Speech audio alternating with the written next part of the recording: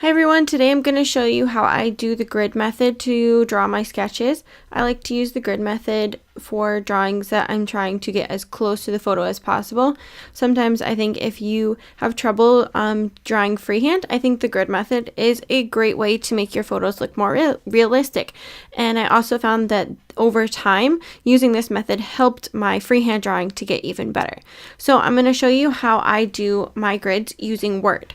So if you go into Word, then you can create a table, and I usually make it as many rows and columns as I can, and then you can go into layout and you can change the dimensions of those boxes. I like to use a 1/2 inch by 1/2 inch grid if I'm doing anything smaller than an 11 by 14. Sometimes if I'm doing bigger than 11 by 14, I'll use a 1 inch grid. I find that the 1/2 inch grid is what works best for me and the proportions that I normally draw for portraits. It took me a little bit of experimenting to figure out that this was the size I liked best, so definitely try out different size grids. If the 1/2 inch grid isn't working for you, try a 1 inch grid or try a 1/4 inch grid. Everyone's different, so what works for me may not work for you, so definitely experiment a little before you just give up on this method. So I like to save that table as a blank document so that I can just add in any photo that I want. The one thing to remember is that when you do go to add in your photo, you have to make sure that you do the wrap text and that you put it so that it's behind the text. That way it will overlay your grid onto your photo, and then you can use it as your reference to draw your sketch. So once you've put it behind the text, then you can drag it to whatever size you want or crop it down, whatever you need to do.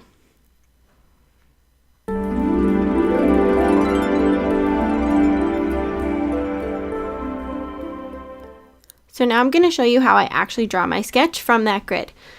So normally what I do is I will draw the grid onto a piece of sketch paper with a lighter pencil, usually an H or a 2H. For this demonstration, I printed it out on a piece of printer paper so that it was easier for you guys to see.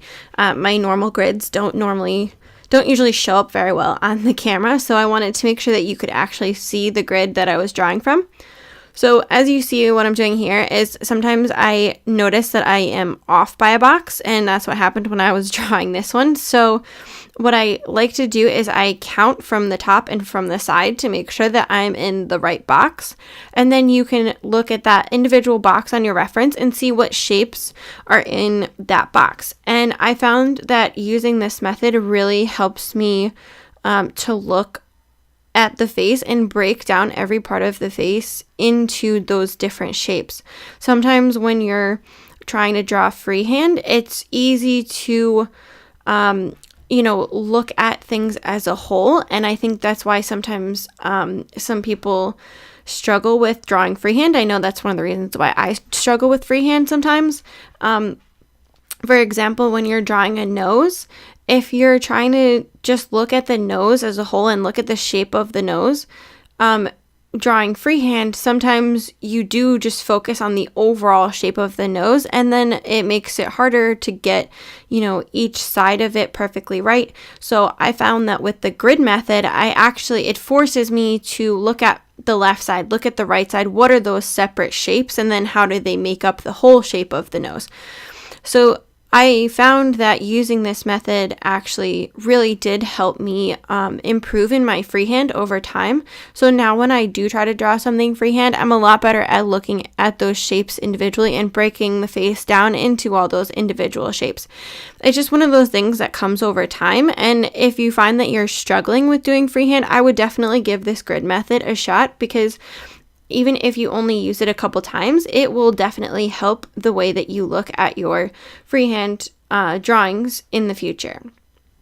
So after I'm done drawing my sketch, what I usually do is I will transfer it to the paper that I'm actually going to use to do my drawing. If you want to draw the grid right onto the paper that you're going to use, that's totally fine. I just found for me that sometimes it's harder to erase those grid lines if I've used the paper to draw the grid. So I will draw my sketch on this paper, and then I will transfer it using a light box and trace it onto the paper that I'm actually going to use.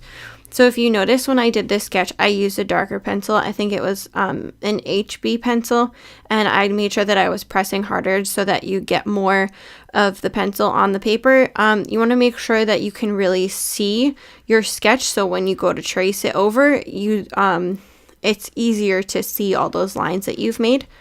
And then when I transfer my sketch onto the paper that I'm going to use for my drawing, I like to use a very light pencil and a very light hand. So I usually use an H.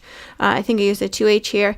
And you just draw very, very lightly so that if you need to erase anything on that piece of paper you're going to do your actual drawing on, you don't damage the paper and you can avoid having any weird marks on that paper.